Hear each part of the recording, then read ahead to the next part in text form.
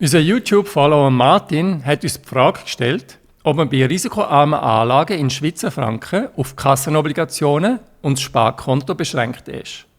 Auf diese Frage gehen wir heute gerne ein. Mein Name ist Felix Niederer, ich bin CEO und Gründer von TrueWealth.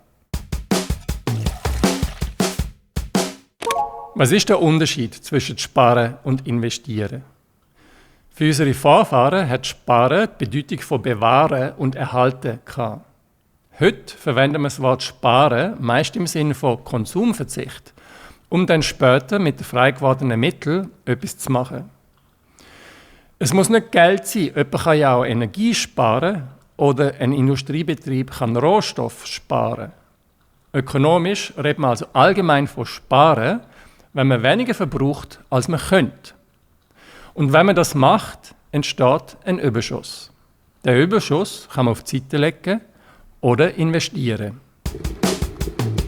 Was heißt investieren? Investieren kommt vom latinischen Wort für einkleiden. Heute meint der Begriff den Einsatz von Kapital für einen bestimmten Wirtschaftszweck.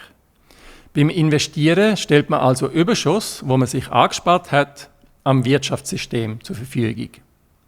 Ein Wirtschaftsunternehmen erstellt dann mit dem Überschuss ein Produkt her oder erbringt eine Dienstleistung. Das ist natürlich riskanter als der Überschuss, wie ein Eichhörnchen im Safe zu lassen. Wenn es um Geldinvestitionen geht, ist den meisten klar, dass Investieren mit Risiko verbunden ist. Wer aber nur Geld sparen möchte, der möchte auf Nummer sicher gehen. Der Unterschied zwischen Sparen und Investieren ist also das Risikolevel. Beim Sparen, zum Beispiel mit einem Sparkonto, verspricht die Bank, dass sie dir dieses Ersparte wieder zurückgibt. Beim Sparkonto können sich zwar die Zinsen ändern, aber dein Kontostand ist nicht von Wertschwankungen nach unten betroffen. Banken bauen bei Sparkonten oft aber eine Rückzugslimite ein. Dann kannst du pro Monat nur einen bestimmten Maximalbetrag abheben. Kassenobligationen haben einen fixen Zins und eine feste Laufzeit, bis zu 10 Jahren. Man redet darum auch von Festgeld. Callgeld hat eine Kündigungsfrist. Typisch ist 48 Stunden Callgeld oder 35 Tage Callgeld. Beim Investieren in liquide, aber risikobehaftete Wertschriften ist dein Kapital Wertschwankungen unterworfen. Im Gegenzug darfst du langfristig eine zusätzliche Risikoprämie erwarten. Wertschwankungen haben einen eigenen Begriff: Volatilität. Genau diese Volatilität ist für einen Investor mit tiefer Risikotoleranz aber nicht oder nur sehr beschränkt tragbar. Das Dilemma ist nur, es gibt keine ertragsstarke Anlagen ohne Risiko. Wer langfristig nicht auf Rendite verzichten möchte, muss entweder Wertschwankungen akzeptieren oder das Risiko ist versteckt, beispielsweise über ein erhöhtes Ausfallsrisiko der Bank.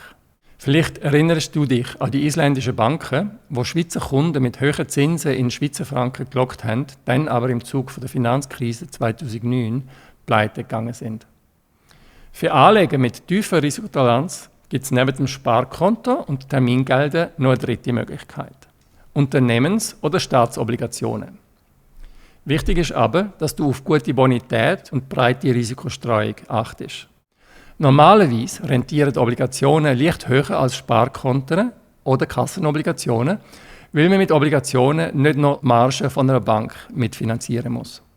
Manchmal können sich die Verhältnisse aber auch umdrehen, zum Beispiel wenn die Nationalbank Zinsen senkt und der Sparkontozins noch Zeit darüber liegt.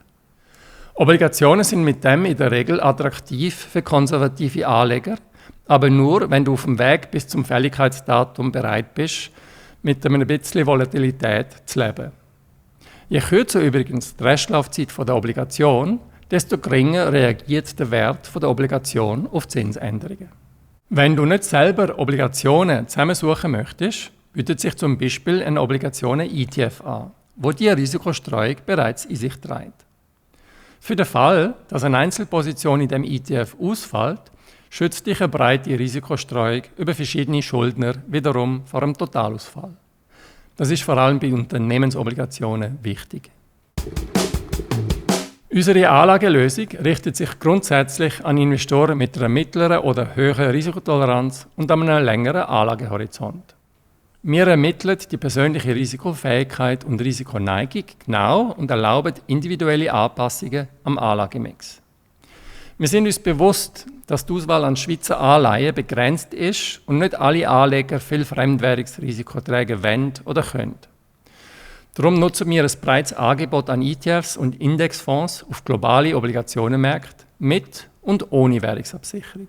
Man kann das übrigens öffentlich auf unserem Musterportfolio nachschauen, indem man den Risikotoleranzregler auf ein tiefes Niveau setzt und schaut, wie sich das auf den Anlagemix auswirkt. Sind dir auch schon Anlagen angeboten worden, die eine hohe Rendite ohne Risiko versprechen?